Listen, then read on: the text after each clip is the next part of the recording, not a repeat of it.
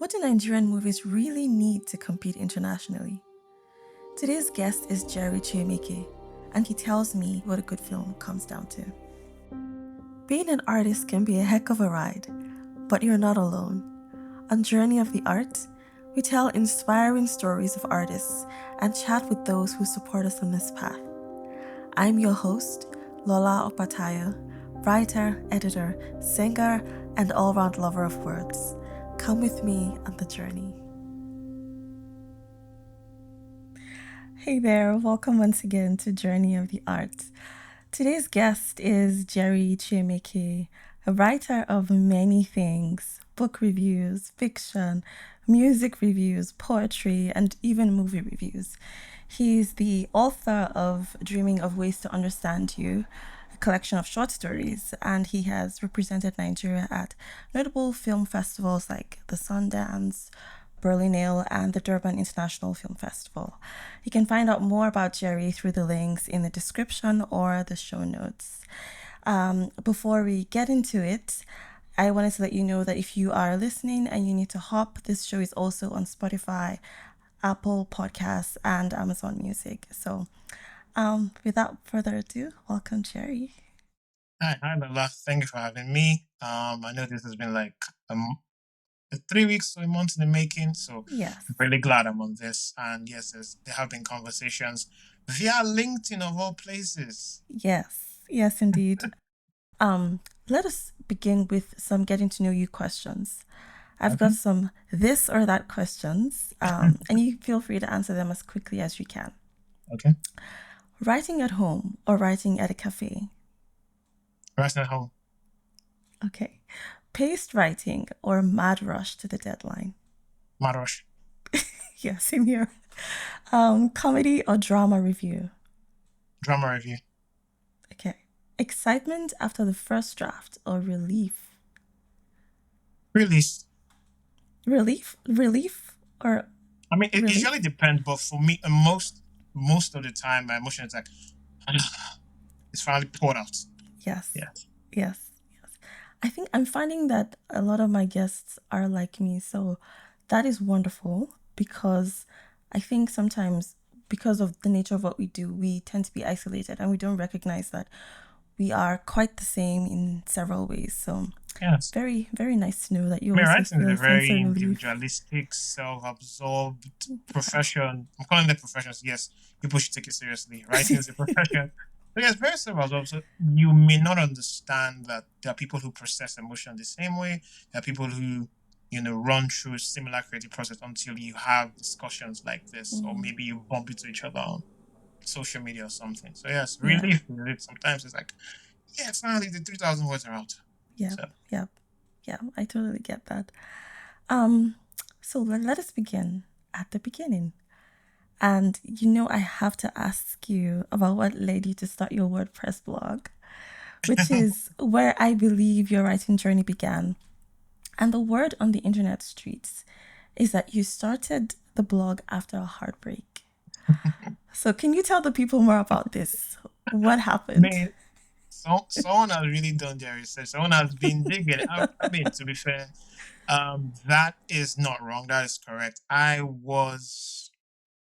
finished my undergraduate degree at the University of Benin, studied law. I went to law school.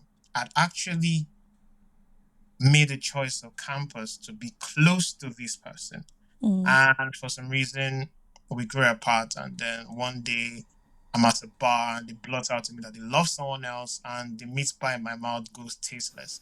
And I walk to the car park and I lose my way for 30 minutes. And oh no. when I Oh, finally poor find my you. way, I'm playing one song on repeat, get back to my room. First, I didn't cry. I didn't, nothing. I was just silent. 2 days later, shaved my head bald. And as the months rolled by, I needed an outlet because I didn't want to have everything bottled up. So Mm, I nudged a friend about how WordPress works. mm-hmm. He showed me around the site. I set up my account. I find a name for it, and yeah, hello world. And it was, ironically, I wasn't writing about heartbreak stories. I was just pouring out all kind of thoughts that were not always Mm, coordinated. I could be writing about a road trip from Asaba to Enugu. I could be writing on, say, my thoughts on a particular sport. So it was just all sort of a coordinated thought. But I think the early days, the early drafts, this was May 2013, thereabouts. I tried to list things in satire because, mm, again, humor is a way of coping with mm, the hard stuff. So I was always listing satire. I used to be a big fan of this Nigerian writer, El Nathan, who wrote a lot of satire at the time. So yeah. I would just have a way of quoting a lot of things with sarcasm, Mm-hmm. humor, and all of that. And slowly, I began to grow an audience. I would send links to my law school classmates. Some had this adverse reaction, like, we're reading for bar finals, don't disturb me. But then there were Mm, people who caught on, and A would share to B, who would share to C, who would share to D. And mm, but the community grew in leaps and bounds. By mid 2014, when I was doing my NYSC, I had this very loud readership. So people wanted me to write every week. And mm, with that, skill improved. I got better. I then started trying out the romance bits, still a bit of humor, and had, when I could, I had this little NYSC series of this fictitious stories about misadventures of core members. I tried a lot of things. And yeah, a lot of it later on had layers of romance to them. So I became known as this romance mm. writer. This guy was just, they didn't always have happy endings, but yes, there were love stories. I mean, sad love is still love. So that Yeah. was how I grew my audience. By late 2014, I started participating in flash fiction competitions. I added more friends on Facebook, joined a larger community. We would have this, light contest where we're sparring with each other. People would Mm, read, oh, I'm putting story one, oh, story two makes more sense. And then by early 2015, I found the motivation to submit to actual literary magazines that were not just my blog. I think in 2015 and 2016, I had this very hilarious series that I wrote.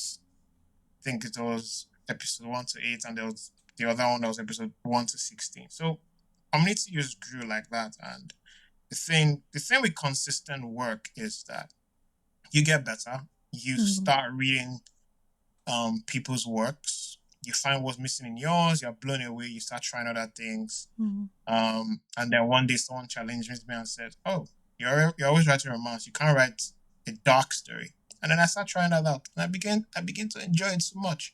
So that journey just continues from a creative perspective, and yeah, That is wonderful. I think that sometimes we don't recognize how, when we're going through stuff, it can be the trigger for, can even be the a bigger catalyst things. if you Yeah, channel it well. So yeah, yeah, I guess thanking her is in order. Yes. yeah, yes. Because I actually was gonna ask that. I was gonna say, do you think you would have started the blog if that hadn't happened? I think, I mean, I was writing a few columns on the defunct Facebook Notes. I used to do this thing called Facebook Notes way back 2012. So I was in a fair bit of writing, and on a small scale, some people would want to compose a sweet text to their partner. They were like, "Jerry, hey, can you help?" Mm, And I'll scribble one thing, and, "Oh, Jerry, it worked. Thank you. My boyfriend loves me more because of you." Something like that. So, but to then have it explode, take a different dimension, take a different tone, something deliberate, something full of energy. I do not think that would have been possible if the heartbreak didn't reorient me. So yeah, the mm. heartbreak was the catalyst. So however I felt at the time, I am in the long term ultimately grateful. So Well, we thank her, whoever she is. So let's talk about movies now, because that's takes up a lot of your time these days. Can you walk me through the first time that you critiqued a film? What movie was it, and what set you on that path? I think my first review of anything I thought there was this play I saw in my school in 2011. I thought the play wasn't well done, and I had words for the drama troupe. In retrospect, probably could have been kinder, but what I know is that they almost fought me that day. This was 2011. Um, but as far as Nollywood goes mainstream now, I think in late 2016, I found myself invested in what we now know as the new Nollywood. So I was seeing films and seeing films. There were films in African Magic Urban and African Magic Showcase. So one Monday night, I saw a film called A Soldier's Story. It Mm. features Dr. Tedela, Adesola Tommy, and Linda Yeah, Ejoho, I now Linda remember it. Suleiman. There were so many mistakes. It was supposed to be a war action film, but the sequence, the fight choreography was terrible. The sequences were just incongruous. So I was asking myself, what's going on here? And I think the following morning, I made a long Facebook post. I didn't tag anyone. It was just, oh, people are talking on New Nollywood. I saw this film last night and I have these issues. Why will two people be trading blows and all of a sudden one person stops to unload a gun and then comes back and swings a punch? Or why is someone swinging a punch and allowing the person to fall and your opponent has fallen and you're still in the fighting stance instead of you just going on an attack? Yeah. So I listed those errors out and people noted them. And they were like, yeah, this guy has a sense of perspective when it comes to film. And that just started something. Early 2017, I was writing reviews on books and a few albums, and ultimately movies. I started writing on my Facebook page. I'll see Isoken and review it. I would see My Wife and I and review it. I would see Wives on Strike and review it. Or Potato Potato. A, a lifestyle blogger would see those Facebook posts and then just, obviously with permission, oh, Jerry, I like your stuff. Have a column on my blog. And it became a regular thing. Mm. Also, I was seeing someone at the time who liked Nollywood. So every other Sunday afternoon, we would just go to Ikeja City Mall and see an Nollywood film. 60% of the time, we probably wouldn't like it. She would rant about it. I would write about it. So it just became then that audience started growing. People wanted my thoughts on a film before they would go see it. Mm. People wanted to know what I thought about Royal Hibiscus Hotel or um, In Line or any of the films in the AY multiverse. Mm. So Mm.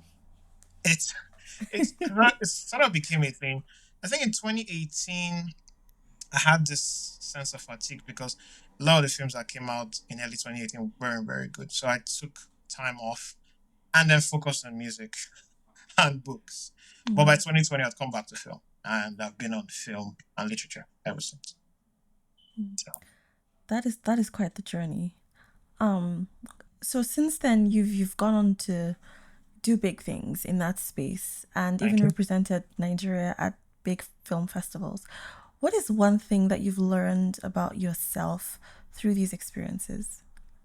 I guess for me, it's just that sense of curiosity. It has heightened so far. I have also learned to be more circumspect in engaging art. Mm. There is a certain Instagram account that has this very razor edge sharp reviews on Hollywood films. I could toe that line.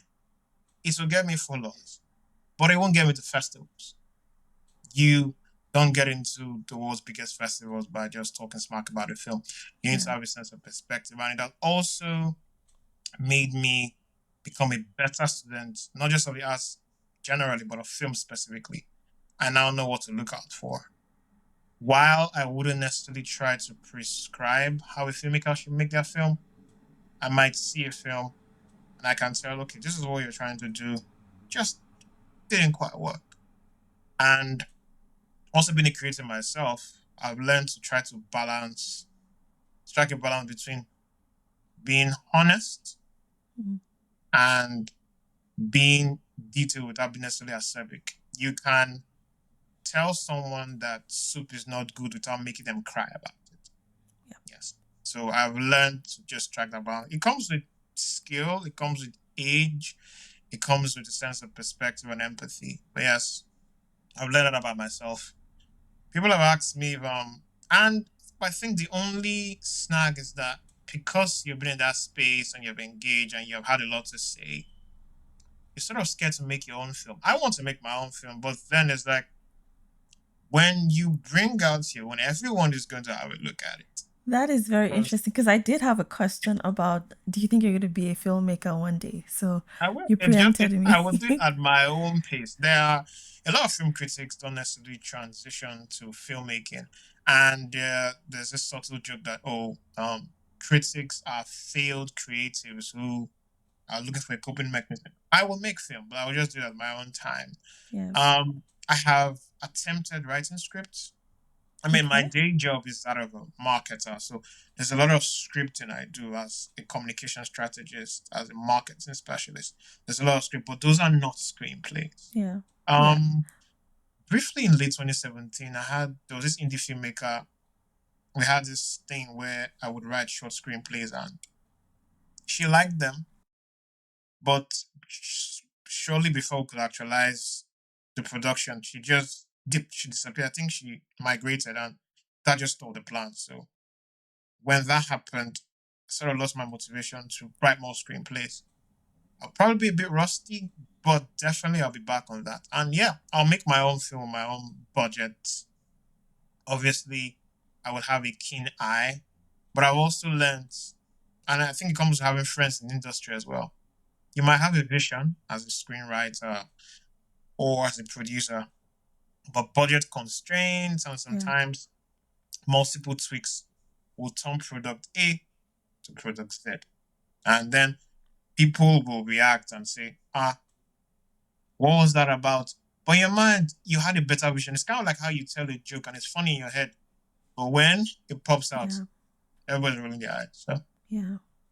Yeah, I like what you said about curiosity. I think that artists need to stay curious, with each thing that they accomplish. Otherwise, you get stuck. And I like how you talked about, growing through the process of learning the art of criticism and growing and maturing and understanding that yes, yes. there are different perspectives, and yes, it doesn't look good to you, but maybe the other person tried their best, and their best is what you saw. Mhm. So I wanted to ask you about that, like that process of growth and that process of improvement. When you sit down to write a movie review, what does that look like? Do you need to be in a good mood to write a movie review? Does it need to be a movie that you've been anticipating? Could you just see a random movie and the ideas come? Do you review every movie that comes your way? I know Okay, I that's a lot can. of questions, Okay, but what there's does that. your Yeah, process look like? okay, my process. I think sometimes it just depends. I am, and this is dangerous. I work if it's not a film festival. I think the BFI London Film Festival just started. I will have to cover some of the African films there. So I have to get into work mode in my side quest. But away from, say, festivals, or because there are seasons where it's festival heavy, like between January and April, you have Sundance, you have Berlinale, you have the Rotterdam Film Festival, and a couple of others. In between July and August, it's Tribeca, it's Toronto Film Festival, and then right now you have the London Film Festival. You have AFRIF. Fun fact, I have never been invited to a Nigerian Film Festival. I know, it's shocking, but anyway. Maybe they're not happy with you. But yes, it's just so when it's not festival mode, sometimes it's mood dependent. There are times where I feel I want to pitch an idea with a publication and make some good money or get a byline there. There are other times where I feel that thematically this film is important in certain conversations. For example, Mm. earlier this year, Kari Kasum released Afamefuna.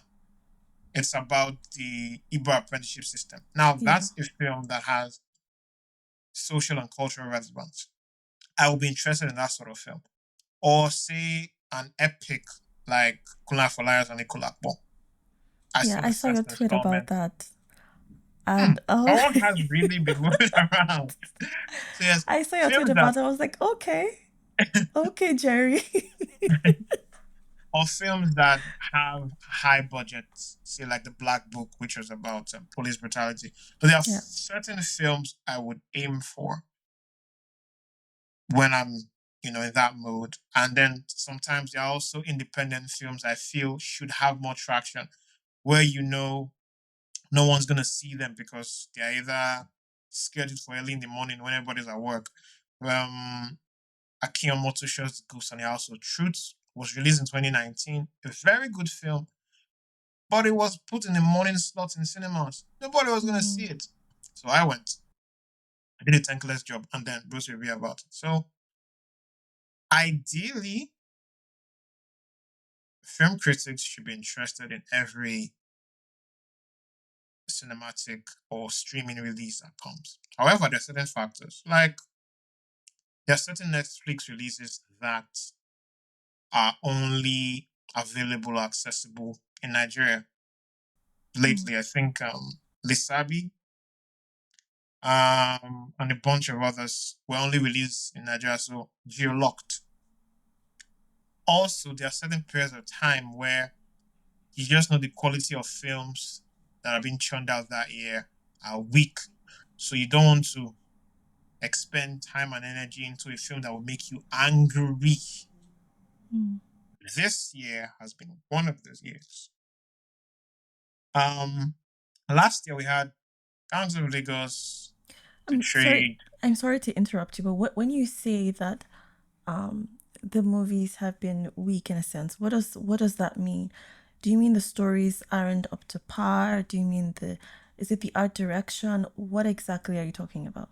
Sometimes it's the story, sometimes it's just ideas that fall short of execution, and sometimes it's the story just being weak. Sometimes there are films that make you either step out of the cinema or close your laptop and you ask yourself, is this a joke?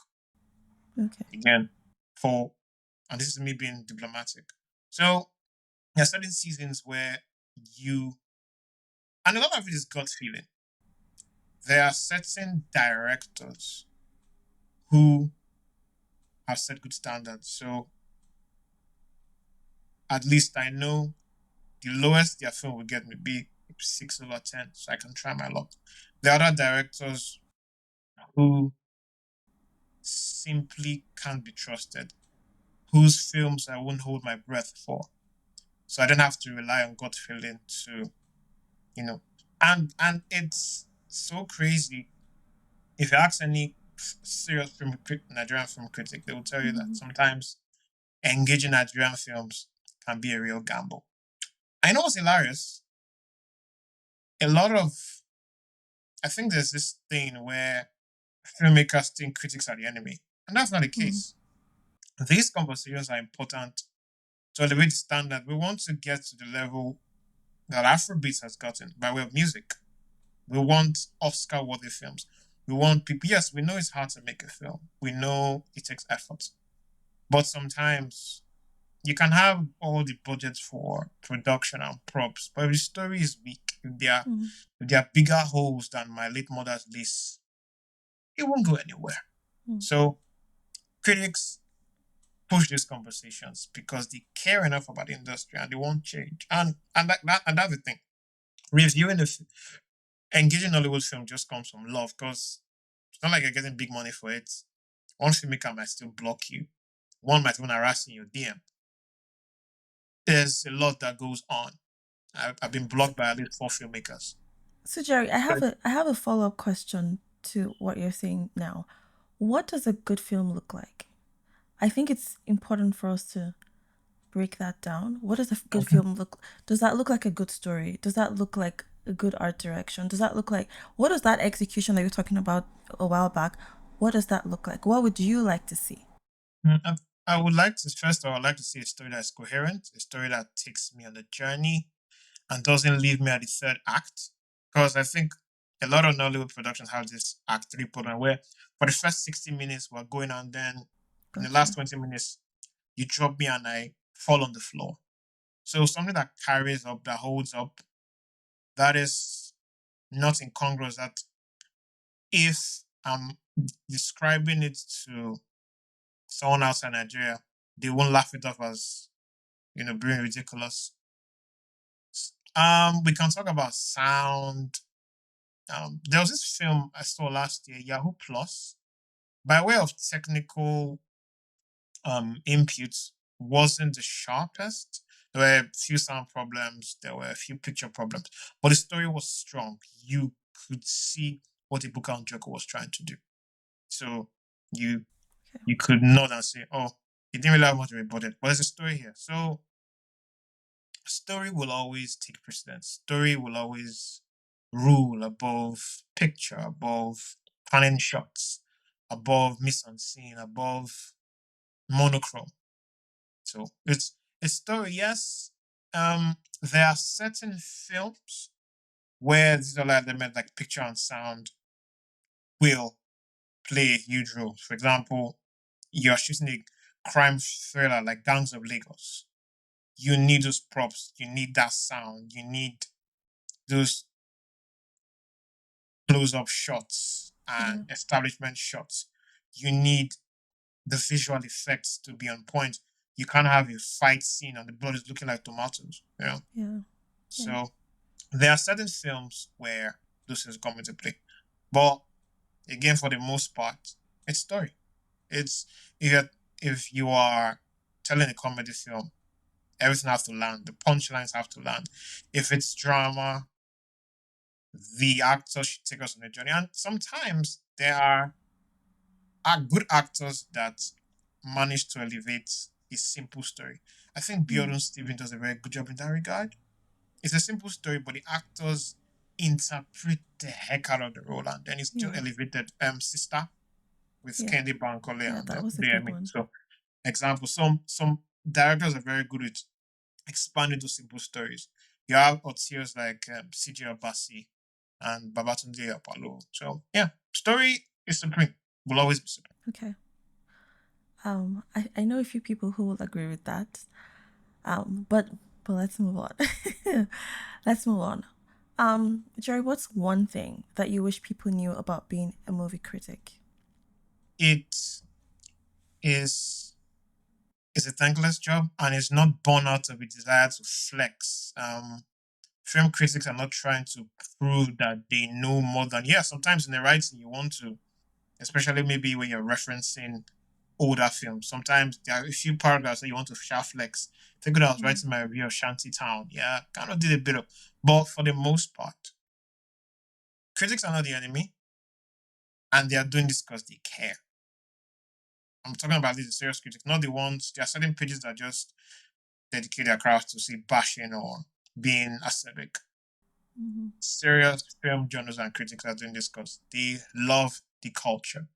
They love filmmaking, they love Nigerian filmmaking, and they want to see our movies elevate, get more international shouts. I mean, I'm not saying that we should find validation from the West, but I'm saying that I want to be able to have a drink with my friends from other jurisdictions, other countries, and point and say, "Oh, you should check this thing out. It really holds up. Yeah. It will move you, or it will make you laugh, or you will see the film and you won't see one cameraman loitering around in the shot." Yeah. Yes, so Yeah. that Yeah. sort of thing. I think that's very important what you just talked about, because I was also gonna ask you, when you review a movie, what are you benchmarking it against? Are you benchmarking it against Hollywood movies, Bollywood? Like, what exactly are you benchmarking against? And I think you just sort of answered that now, when you're talking about the importance of story, and the story will always take precedence, and those attention to details that you just pointed out now. Jerry, do you think that there is an opportunity for film critics and filmmakers to work together? Do you think? Do you think such a synergy can actually help In the theory, it industry is. as it is? It is in theory. It is. It's just we have to find that melting pot, that meeting point where creatives won't be so sensitive about feedback, and critics would be able to balance giving opinion without judgment. Mm. So, I mean, no one is indifferent to opinions about their craft. If I see a bad review of my work, I'll probably feel bad that day. But sometimes you can't deny somebody's book can be sensitive. Like, we're not beefing. We're just saying this is what could improve. So, yes, it is possible in theory. And it's just important that people in the industry need to have conversations and tell themselves, like, oh, we're still far away from where we need to be. But when you have this illusion of progress, this illusion that you are close to the top, when in fact you still have a long way to go, then it may be difficult. But it is possible. It's just difficult right now. I like your answer. It's very diplomatic. You said, in theory, it is possible. But we're gonna move on. So let's turn the spotlight on you now. How do you handle criticism? Because I know that you, as much as you're a critic, you're also a creative. What do you do when criticism is on you?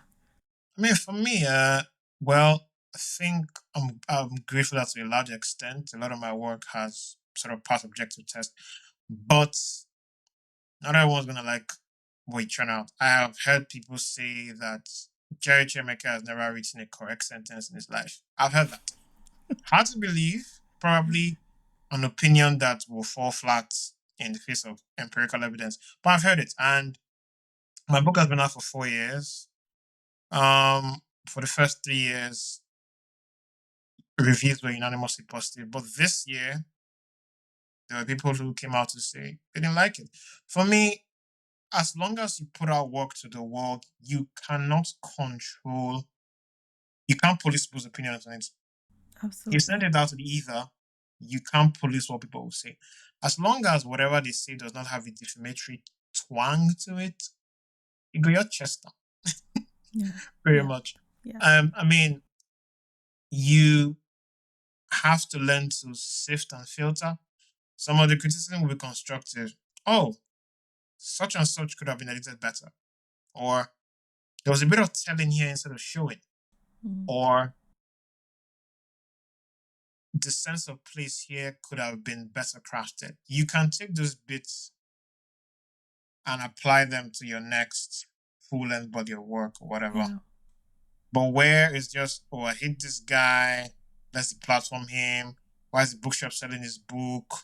In fact, who can we write to put him out of business? Do That's people different. actually do that?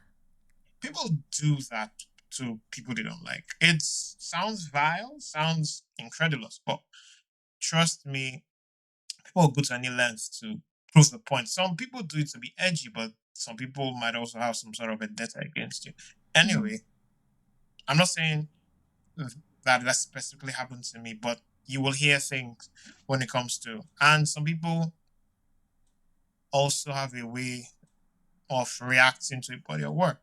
Somebody may have read the work wrongly, read Mm. it in a way that they simply didn't get it. And because it just wrote them off the wrong way, they feel like the book is bad. So, as far as opinion goes, as far as it is not designed to impugn your person or your brand, you will have to just take it up the chin. The constructive bits you can pick up to that. The rest is white noise. Yeah. And if you're lucky, like me, when you put the opinions on a scale, good will outweigh bad. Yep. I guess it's what we all pray for. I think it's arrogance to put our work to the world and expect that everybody will like it. It is very arrogant. You, as if you expect everyone to like your work, you are not ready to be creative and you're not ready to have a conversation. It's just be an echo chamber. And personally, I feel like people need negative reviews to have to get inserted into larger conversations. Dune Part 2 is a cinematic work of art. That people will feel is boring.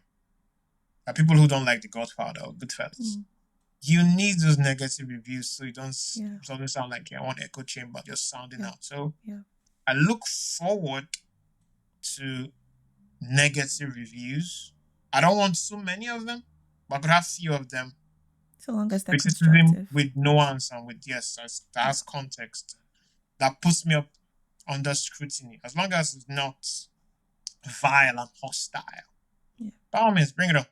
I'll have it. And sometimes when a body of work is polarizing, it does good for the project on the commercial scale. You have Mm. Rema's last album. There are people who love it and there are people who hate it so much. And that has led to big, more streams. So Mm. sometimes you want that. You want crowd A to love it and crowd B to, but at the end you want everyone to buy it. Yeah. Yeah. Yeah. So I read an article of yours on Medium. It's called "Could the Infiltration of Netflix Be a Netflix, Poisoned Poison Chalice Chalice, for Nollywood?" Nollywood. And in it, you talk about the impact of Netflix on the Nigerian movie industry and the need for filmmakers to tell better stories, just like you were saying right now. And you said that especially because these movies are now seen on a global platform. Mm-hmm. So I know we just talked about it, but I did want to ask you if you think there has been any improvement in recent years since the I last wrote time you I were. wrote an article in February 2022, and I think I wrote it when we had when shortly after Chief 32 came out and was Hillary far and wide. I think since then, certain filmmakers have tried to step up to the plate. They have made some efforts. The likes of again Jado Shibera and a bunch of others have stepped up to the plate in their film. 2023 looks like a promising year, but it seems like for some weird reason we're taking one step forward and then two steps back Mm, again. I still feel there is hope, but I feel there is also the problem where some filmmakers think they know the audience so much, so they feel they can feed them anything and oh, they'll laugh, they'll share stream it. I will get to number one on the day the film drops, and I'll put it on my Instagram stories that yes, my film is number one, and I'm gonna make 100 million at cinema. I'm gonna make a very funny film at Christmas, and everybody's gonna come out to buy it. mm, Mind you, while it looks like more money is being pumped, if you account for inflation and you account for seat numbers, number of people going to cinemas has actually dropped. Cinema tickets are yeah, now more expensive. And yeah, then for streaming platforms, there are a lot of people that are logged into one account. So yeah, people are yeah. not always going to see your films. And sometimes these numbers can fluctuate and can be deceiving. So, like I said, some of these filmmakers feel like they don't owe the audiences too much. So Mm, there are some filmmakers who have taken relevant notes and apply themselves, but there are some that just will never end my trust again. okay. So it looks like a lot was changed in 2023, but in 2024 we're back to the basics. There is a bit of a problem. Mm, So I would say, I mean, mean, median, and mode are still there. yeah, yeah. I mean, I think it's not going to be a sprint. I think it's going to be a marathon, and A sometimes long we marathon, a we long one. hit the target, and Yeah. sometimes we don't. But now I'm curious about you as an immigrant creative who I'm not sure when, but relatively recently moved to the UK. How has that impacted your creativity? Okay. So I moved to England in October 2022 on the global talent visa. So chaotic 2 years. Yes. So I've been here 2 years now. Um when you move to a new place, it's like one beneficial of water, but more importantly, it feels like you're learning to walk again.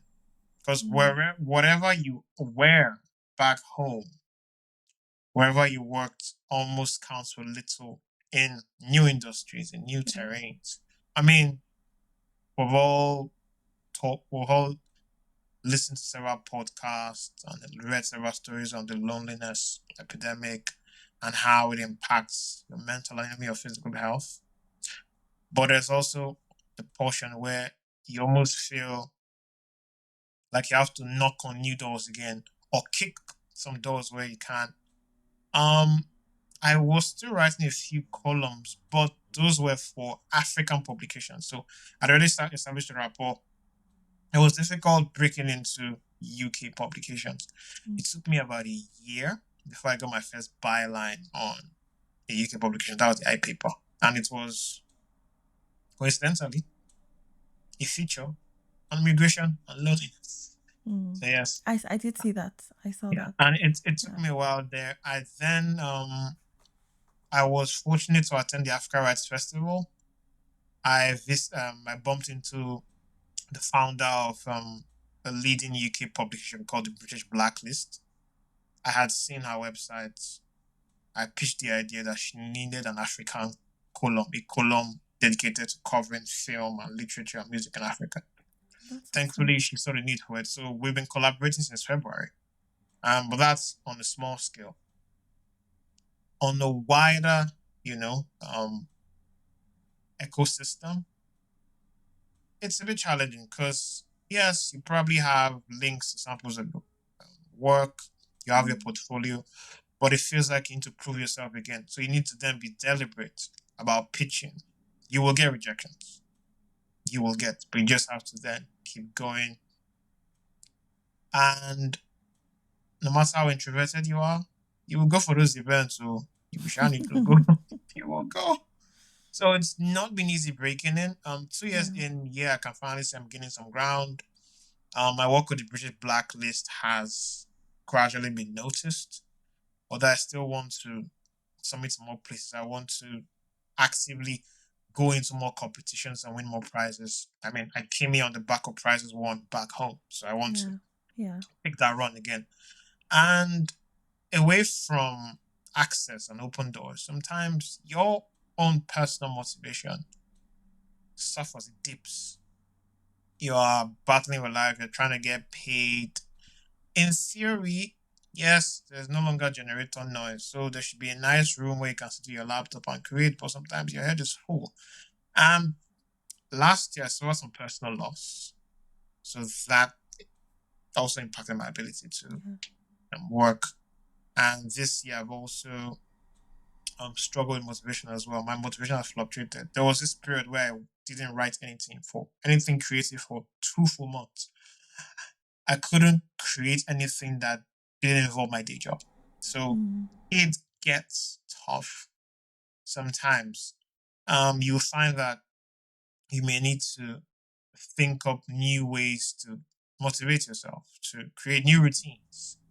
If you have to change your table, if you have to start visiting the cafe, if you have to join an active writer's room, if Yeah. you have to develop some sort of routine where you can combine your day job and still write in the evenings when you come back. Yeah. Yeah. I mean, I have a really fairly short commute. So sometimes I try to take the evenings to write. I'm slowly bouncing back. I have a couple of interviews lined up. I'd mentioned that the London Film Festival is on, so I will need to see Yeah. some films, maybe write a few essays. I'm just slowly getting my mojo back, and I'm hoping it gets better from here. And by 2025, I'll go full throttle. There are lots of poetry and prose contests in this country that need to be clinched. There's prize money to be won. There's Yeah. prize money on the table. Yeah. I need to get those things. Yeah. That's the spirit. Well, I really hope that it works out for you. And I understand that dip in motivation because I think the first few years you're just even trying to You're understand floating. what You're sharp world floating. Floating. what world you've landed in. So I completely get that. So Jerry, as we're rounding up, what is one word that describes your life now? Hmm. Oh, this this is an IELTS test. But yes, I would say adventurous. Adventurous. I'm sure Okay. adventurous. It's been. I mean, if you're on a roller coaster, is an adventure. I do not like that on roller coaster. There's this YouTube show that made me hate that word so much because everybody that kept going, kept describing their relationship as roller coasters. So I won't call my life a roller coaster, but I've Yeah. seen I've seen my mental health dip I've seen it come up again. I've lost motivation. I've tried to find it again, and I look forward, to having more doors open. So yeah, I can call it adventurous. I just now need the good part. The part in Jumanji where they're getting past all the trees and all the animals. So I need to be sure that those parts are behind me and I'm just on like smooth land. Yeah. Yeah. Okay, so what's one word that describes what you hope next year would be? Blissful. I need it. Okay. I need ease in my life. Hi. Yeah. I need Yeah. I can imagine. I think it's been a hard year for many people. Just coming out of the pandemic, the economy all over the world just not being as abundant. The economy where you now live is hitting you, but then you now think of what's happening back home. You're looking over your shoulder, and you're like, "Oh, okay, no." Yeah, so it's a lot. Yeah, it's a lot. Anyway, thank you so much for chatting with me today. I've learned a lot from you, and I hope to see your work next year. I hope you crush those goals next year. And I look forward to. I mean, I think I'm at this point where I won't mind accountability partners. People nudge me, Jerry, get this thing done. There's this deadline. I mean, creatives love deadlines. If you're submitting 1 month to the deadline, where's the fun in that? So I mean, yes. You just have to be like freaking out at the last second. Oh my God, did I put the periods where I should have put them? So and the commas there, and it's like deadline is midnight, and you're submitting by 10:30. I've done that a lot of times. Yeah, so yes, I totally get that. I really look forward to creating more because I think it's one thing that, amongst other things, gives me a sense of purpose. So I look forward to creating. I really, really, personally, I haven't written fiction in years, so I would like to get back on that as well. I'm getting my poetry group back. I have some poetry drafts somewhere in some folder, so I look forward to sending them out and submitting. Obviously, there'll be rejections, but I'm sure they are good enough to find hope. Well, I wish you all the best, and I will be looking out for your work. Thanks, Jerry. Thank you. This has been fun. It has been great, and I mean, usually I'm not afraid of talking, but I love how you made me just really talk. Yay! I was comfortable. So thank you. Thank you for the kind words. I'm glad that you feel comfortable. That is my hope, that all my guests feel right at home. I would give you a cup of tea if you were here, but unfortunately, you're across the world. Thank you, Jerry. Yeah, you're welcome. On the next episode, I'll be chatting with another inspiring artist. But before then, I'd love to hear from you. Tell me what you think about this show and this episode.